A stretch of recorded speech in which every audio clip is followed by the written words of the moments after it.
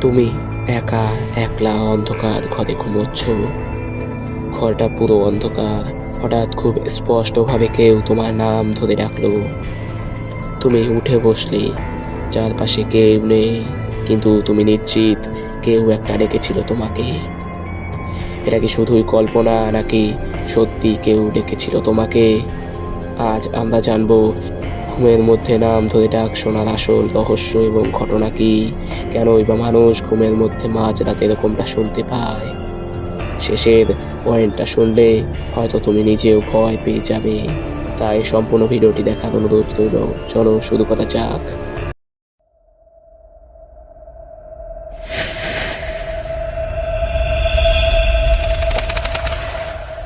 গোপন.com।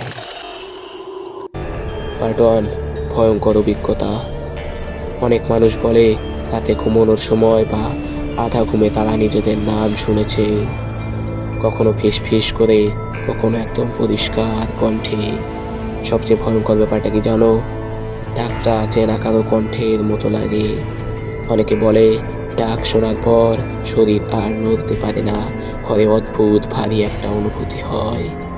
এটা কি সত্যি অতি প্রাকৃতিক কিছু? পার্ট 2, বৈজ্ঞানিক ব্যাখ্যা মতে কি। বিজ্ঞানীরা বলেন এটাকে বলে হাইপানগোজিক হ্যালুসিনেশন। মানে ঘুম আর জাগরণের মাঝের অবস্থায় মস্তিষ্ক কখনো কখনো শব্দ বা কণ্ঠ তৈরি করতে পারে। তোমার ব্রেন তখনও পুরোপুরি ঘুমায়নি, আবার পুরোপুরি জেগেও নেই। এই সময় মস্তিষ্ক নিজেই পরিচিত শব্দ, যেমন তোমার নাম, তৈরি করে ফেলতে পারে। আরও একটা কারণ হলো স্ট্রেস, অ্যাংজাইটি এবং অতিরিক্ত চিন্তা। পার্ট 3, কিন্তু কিছু ঘটনা আছে যেখানে বিজ্ঞানও ঠিকঠাকভাবে কোনো ব্যাখ্যা দিতে পারেনি। যেখানে একাধিক মানুষ একই সময়ে একই শব্দ শুনেছে বলে তাদের দাবি।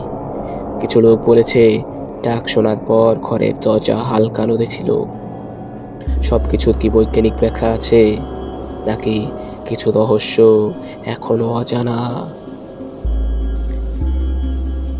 আজ রাতে যদি কেউ তোমার নাম ধরে ডাকে, উঠে সাথে সাথে ঘরটা চেক করবে না। আগে নিজেকে জিজ্ঞেস করো, তুমি কি পুরোপুরি জেগে আছো নাকি ঘুমিয়ে? আর কমেন্টে লেখো তোমার সাথেও কি কখনো এমন হয়েছে। আর যদি আমাদের সাথে রহস্যের জগতে থাকতে চাও, তাহলে সাবস্ক্রাইব করো গোপন.com। দেখা হচ্ছে খুব শীঘ্রই নতুন ভিডিওতে। ততক্ষণ ভয় পেও না।